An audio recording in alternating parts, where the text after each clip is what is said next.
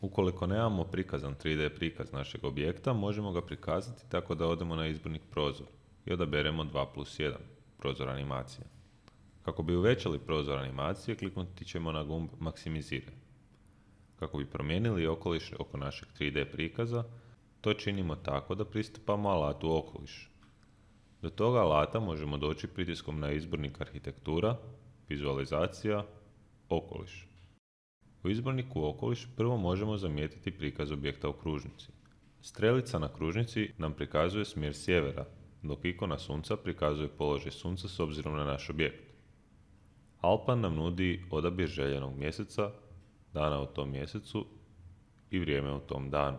Svjetlo ispune služi za osvjetljavanje modela bez da dodajemo umjetne izvore svjetlosti.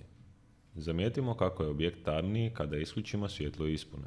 U sekciji Lokacija možemo otvoriti padajući izbornik i odabrati željenu lokaciju. Također možemo zadati određenu geografsku širinu i dužinu. Uz to imamo i opciju odabira vremenske zone i opciju računanja ljetnog i zimskog vremena. Lokaciju možemo promijeniti i u izborniku Lokacija. Kotačićem na mišu možemo približiti mapu i duplim klikom postaviti lokaciju našeg objekta.